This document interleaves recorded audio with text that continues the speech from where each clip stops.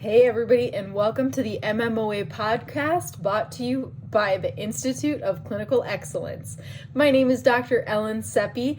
I'm an outpatient physical therapist in Littleton, Colorado, and as we're gearing up for summer, I wanted to talk with you guys tonight about our job and skin cancer risk, especially as it pertains to older adults. So what you can expect tonight, we're going to be talking all about skin cancer information, then our role in skin cancer treatment and assessment and advocacy, and then the ABCDE of finding and identifying skin cancer. So to start it off, skin cancer is really common. 1 in 5 Americans is going to get skin cancer at some point in their life. Skin cancer is the most common cancer in the United States. The people who are most likely to get skin cancer are, you guessed it, fair-skinned, freckled, people with moles. They're more likely to get skin cancer. People who are blonde with lighter skin tones, those individuals are most likely to get cancer, but anybody can get skin cancer. And unfortunately, those with darker skin tones are more likely to get skin cancer and not have it be instantly or quickly identified, and are more likely to get treatment later when it's more difficult to treat. And an important caveat is that in those with darker skin tones, skin cancer can affect skin areas that don't often get a lot of sun exposure. For example, they can get skin cancer on the inside of their mouth, or under fingernails, or on the soles of their feet, or the palms of their hands, or in their groin. So I think that's an important thing to know, that the people who are likely to get skin cancer, are more likely to be fair-skinned individuals, but anybody can get skin cancer. And it could be harder to treat and identify if you're not used to seeing it. So being able to identify that in darker skinned individuals is equally as important. Great news, our skin cancer treatment is pretty great, and it's gotten better over the past few years. Basal cell and squamous cell carcinomas are very treatable, and the 5-year survival rate of those with those cancers is like 99%, which is awesome. Melanoma is far more deadly, is the deadliest type of skin cancer, but it still has a 99% 5-year survival rate if it's caught before it spreads to lymph nodes. If your skin cancer travels to nearby lymph nodes, the 5-year survival rate is 68%, and if it goes to distant lymph nodes, it's 30% 5-year survival rate. So making sure that we catch skin cancer early is super important. The biggest risk factors for skin cancer, especially melanoma, are sun exposure, tanning beds, using a lot of sun exposure outside without sunscreen. That's the biggest risk of skin cancer for us. The vast majority of melanoma is attributable to UV exposure. Risk factors also are those who have a weakened immune system and those who have a history of skin cancer. I thought this was really interesting. I used to use a tanning bed when I was younger.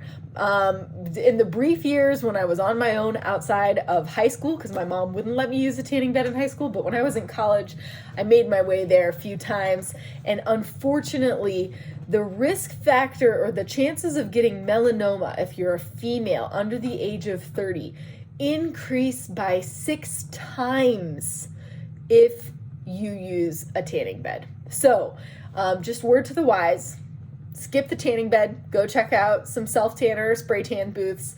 It's going to be way smarter for your longevity if you're a future old person like me. Also, using sunscreen decreases the risk of skin cancer. We do want to get some sun exposure, but the big deal here is to avoid burning and blistering. This was an unfortunate find for me too, and my potential risk for skin cancer is that if you were likely to burn as a child and you had several episodes of burning at the beach, you were more likely to get melanoma later in life, which is a major bummer. So sun exposure as a child could impact your risk of melanoma. later as an adult. So just sprinkling that in there to make sure that we're using sunscreen. So we kind of talked about some skin cancer information. Next, let's talk about our role as clinicians. So I'm not a dermatologist. I'm not actively treating skin cancer, but my job is twofold. Number one, I want to be an advocate for my patients to know that skin cancer is a real problem. I want to be talking about using sunscreens, knowing where the best spray tans are available in town, talking with my patients about the risk of skin cancer, especially in Colorado where we get a lot of sun exposure. So talking about skin cancer and prevention by using sunscreen, t-shirts, UV blocking shirts, knowing if you have those little stickers that you can put on your skin to know how much sun exposure you're getting. That's all really important. Additionally, we see the backs of people's heads probably more often than they do. We see areas on our patients' bodies that they might not keep tabs on all the time. We see the backs of people's heads. We see the tops of shoulders, the stuff that they don't get eyes on. I've actually caught skin cancer twice in the few years that I've been practicing. So I've caught skin cancer and said, hey, this is looking a little bit funky. Do you know about this, lesion that's going on your back or on the top of your head?